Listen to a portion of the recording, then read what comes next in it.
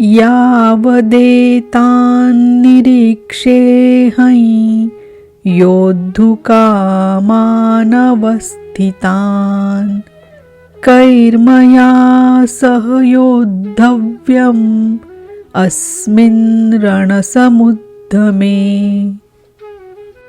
जब तक मैं इन स्थित हुए युद्ध की कामना वालों को अच्छी प्रकार देख न लूं कि इस युद्ध के उद्योग में मुझे किन किन के साथ युद्ध करना योग्य है, इस युद्ध व्यापार में मुझे किन किन के साथ युद्ध करना है। योत्समानानवेक्षेऽहं य एतेऽत्र समागताः धार्तराष्ट्रस्य दुर्बुद्धेर्युद्धे प्रियचिकीर्षवः। दुर्बुद्धि दुर्योधन का युद्ध में कल्याण चाहने वाले जो राजा लोग इस सेना में आए हैं, उन युद्ध करने वालों को मैं देखूंगा, इसलिए खड़ा करे। मोहरूपी दुर्योधन मोहमय प्रवृत्तियों का कल्याण चाहने वाले जो राजा इस युद्ध में आए हैं, उनको मैं देख लूं।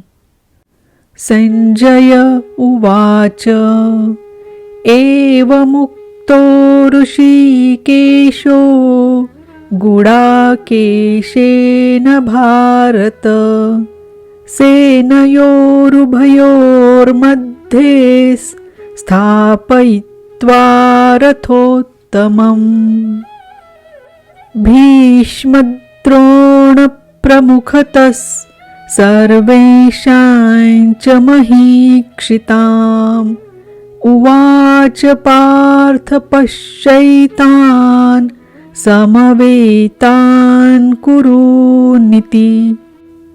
संजय बोला, निद्राजयी अर्जुन द्वारा इस प्रकार कहे जाने पर हृदय के ज्ञाता श्री कृष्ण ने दोनों सेनाओं के बीच भीष्म, द्रोण और महीक्षिताम अर्थात शरीर रूपी पृथ्वी पर अधिकार जमाए हुए संपूर्ण राजाओं के बीच उत्तम रथ को खड़ा करके कहा, पार्थ, इन इकट्ठे हुए कौरवों को देख। यहाँ उत्तम रथ सोने चांदी का रथ नहीं है। संसार में उत्तम की परिभाषा नश्वर के प्रति अनुकूलता प्रतिकूलता से की जाती है। यह परिभाषा अपूर्ण है। जो हमारे आत्मा हमारे स्वरूप का सदैव साथ दे, वही उत्तम है। जिसके पीछे अनुत्तम मलिनता न हो। तत्रापश्य स्थितान् पार्थः पितॄनथ पितामहान् आचार्यान् मातुलान् भ्रातॄन् पुत्रान् पौत्रान् सखिंस्तथा श्वशुरान् सुहृदश्चैव सेनयोरुभयोरपि। इसके उपरांत अचूक लक्ष्य वाले पार्थिव शरीर को रथ बनाने वाले पार्थ ने उन दोनों सेनाओं में स्थित पिता के भाइयों को, पितामहों को, आचार्यों को, मामाओं को, भाइयों को, पुत्रों को, पौत्रों को, मित्रों को, श्वशुरों को और सुहृदों को देखा। दोनों सेनाओं में अर्जुन को केवल अपना परिवार, मामा का परिवार, ससुराल का परिवार, सुहृद और गुरुजन दिखाई पड़े।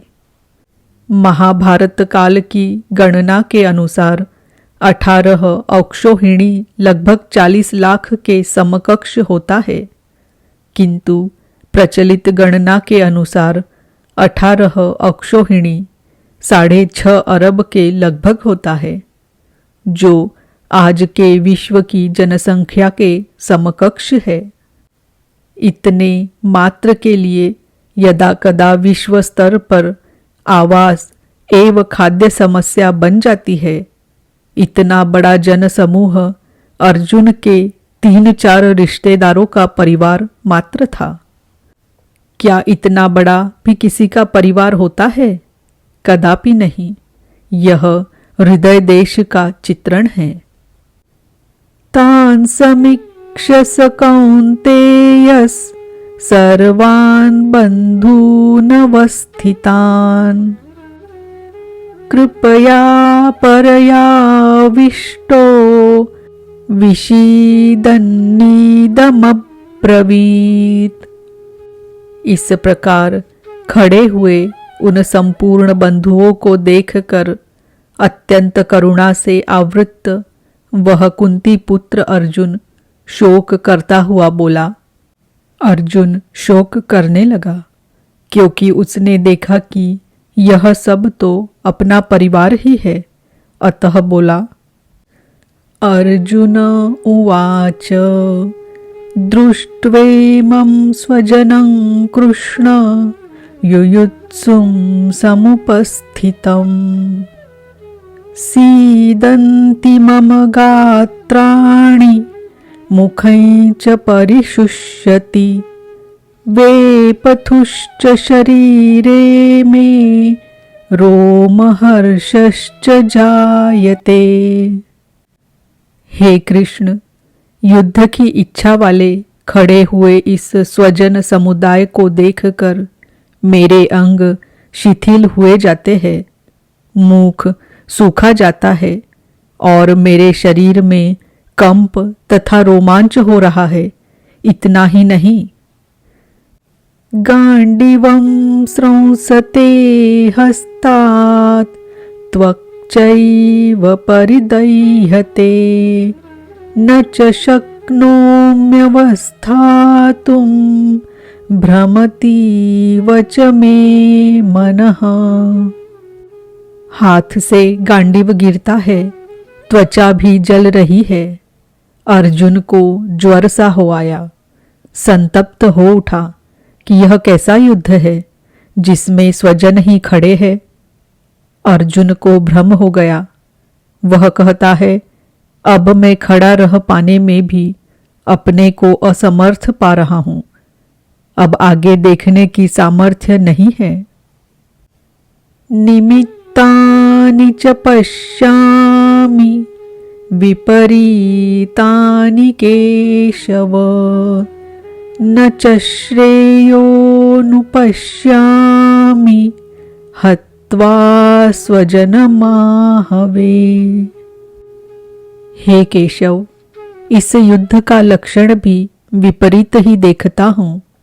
युद्ध में अपने कुल को मारकर परम कल्याण भी नहीं देखता हूं। कुल को मारने से कल्याण कैसे होगा? न कांक्षे विजयं कृष्ण न च राज्यं सुखानि च किन्नो राज्येन गोविन्द किं भोगैर्जीवितेन वा। संपूर्ण परिवार युद्ध के मुहाने पर है। इन्हें युद्ध में मारकर विजय से मिलने वाला राज्य और राज्य से मिलने वाला सुख अर्जुन को नहीं चाहिए।